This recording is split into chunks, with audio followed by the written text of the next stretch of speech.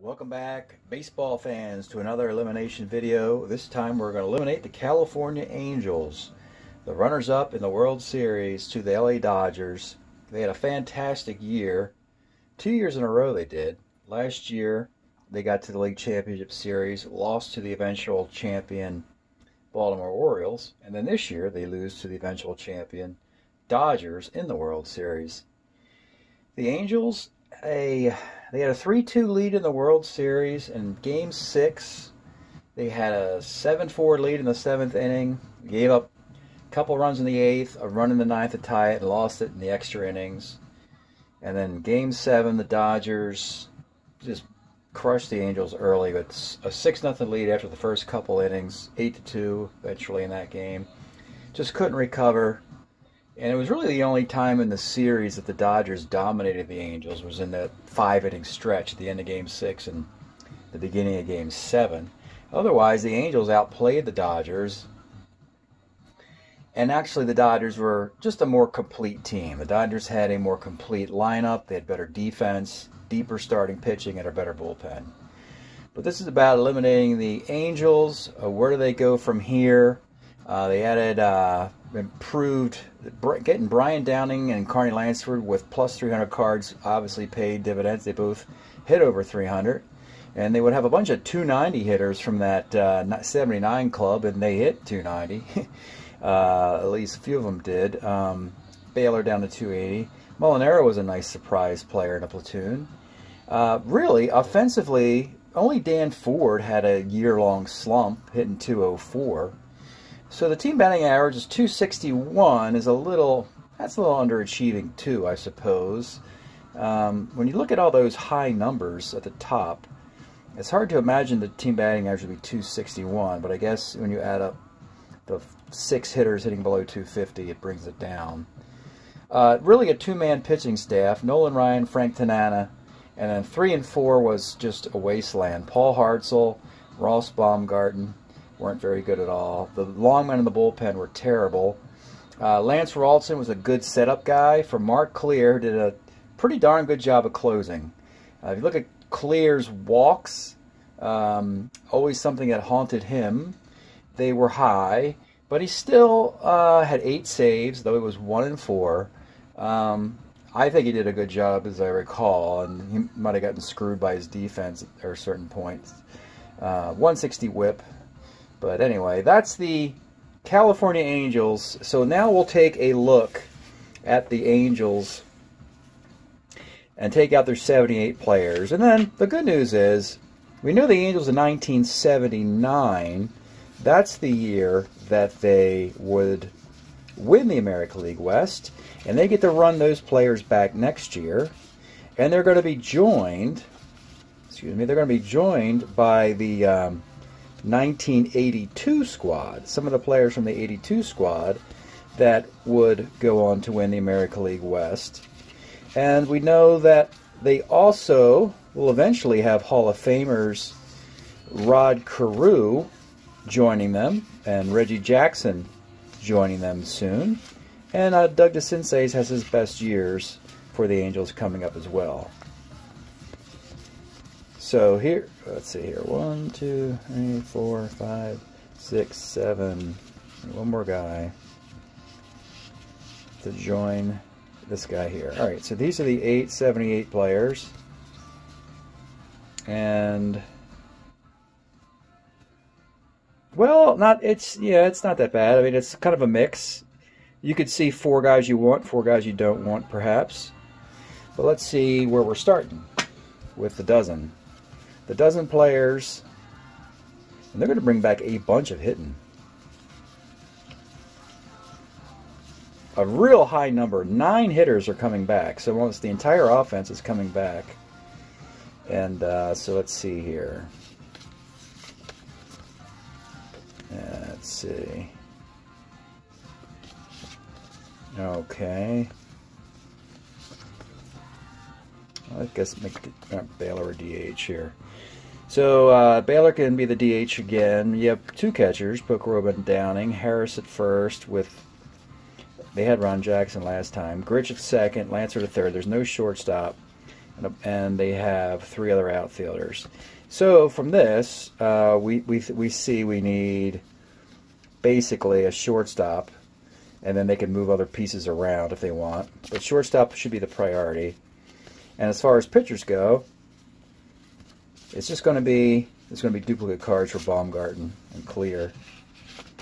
So yeah, that's the 3 guys. It's going to be Ryan as the ace, Baumgarten as a 3 or a 4 starter. He's going to be like a 3 or 4 starter as a starter 6 as a lefty, and then Clear as your closer. That's all they got. So they got to make sure they don't fall back into pitching, because the pitching did hurt them in that World Series. They have a great offense, but you don't want to sour that with bad pitching. So that's what the Angels are going to have to look for. And we'll see if they can get some of that back as we look at those 1978 players. Okay, let's begin looking at these 8 California Angel players, beginning with Ron Jackson. And it's going to be some good news coming up for him. He had a good 78, but he's got a nice year coming up in the future. Is it 82? It is. So look at this. This is how you win in the carryover league, folks. So his 78 year is up, and he had a good one. He had 297, 758 OPS. That card's up. So 4 years out in 82, let's just ignore 79, 80, and 81 and go right to 82. He hit 331 with that card and a 796 OPS. So that's a 4-year contract. So you go right to 4 years of Ron Jackson hitting 331. That's the magic of the carryover league, if it hits, for you. So that can really change a lot that the Angels do. Ron Jackson is a kind of a first, third base type. And they don't have Doug DeCinces on this team yet playing third. And they don't have Rod Carew playing first base yet on this team. So had the Angels, had a 331 hitting first baseman for 4 years, they might not have made those moves. But you see, what are we skipping here? A 265 year, a 271 year, and a 271 year. So that's how you win at this game. That's how the Angels can play the game, the carryover league game. A lot of it's luck. A lot of it is that, basically a lot of it is that Hall of Fame players, and that's not Ron Jackson, but a lot of Hall of Fame players, once every 4 years, they have an MVP caliber year. That's how they got in the Hall of Fame. And they just keep, they stay on that top pedestal of cards. And that's how you game the system. Like, we saw Don Sutton pitch in the World Series with one of his best cards. We saw Don Sutton in the Summer League with another one of his best cards. So, Johnny Bench will always have a ridiculous card, guys like that. So we're going to do a keeper on Ron Jackson. And he actually, again, he was an Angel as well, and 29 years old, so it all makes sense. In his prime on that team, it all clicked. Actually, he came home. So he was an Angel, then he went on this road trip, and so this is pretty interesting. It's like the carryover league is saying, Ron, don't leave. Don't go to Minnesota and Detroit. Just stay in California. That's kind of interesting. All right, the next guy, one of 2 shortstops on the team, which was their weak link. It's Tim Johnson. He's got 1 more year as a utility player with the Milwaukee team. And 79, does he get waivers with Toronto? If he gets waivers, he has to have a Strat-O-Matic card made. So we'll go to 79 roster sheet for Toronto and see if Tim Johnson's card was made. And in infielders, I don't see him. Look at extra players. No, it's not made. So that card's not made, and so that means that he has to be retired. So looking for at least 1 shortstop so far. And the next guy is Fred Patek. Fred he's technically doesn't play for the Angels yet. So while the Kansas City Royals were sitting home watching the World Series, Kansas City Royal player Fred Patek was in the World Series for the Angels. He shows up in California in 80, and that's his last year. 79 and 80. He's got 2 years left. One of them's with the Angels. And for the moment, let's make him a keeper because, again, he's got 2 years left. One's with California, and he's a shortstop. He might have a little bit of speed. I know he's at the end of his rope, but you normally don't cut guys like this unless you don't have enough spots for him. If we find 3 guys better than Fred Patek, we'll put them on waivers. All right, now we got 5 pitchers to look at. Now, I mentioned before, they got to make sure their pitching staff doesn't slip, or it could be all for naught. Frank Tanana. So, he pitched 3 World Series starts. Nolan Ryan probably could have. You know, great career for Tanana, by the way. A long one, too, after having some injury problems. I think he got hurt in one of these years. 79, I believe. And so his velocity went down once he got hurt. But then, you know, he went to Boston for a year. Texas, he was good. Detroit, he was good. All the way to 1993. So long career for Frank Tanana here. But let's concentrate here. His 78 Angel performance. 79, again, he gets hurt, and Strat-O-Matic does not make this card. So that means you have 80, 81, and 82. And unfortunately, he's not really that good until 83. He sort of starts to turn it around again, 83 and 84. He loses 18 games in 82, as a matter of fact. Very ordinary. And also only linked to the Angels in 2 of the years. He's linked to Boston and Texas and other ones. This is really a tough case for Tanana. And no 79 card.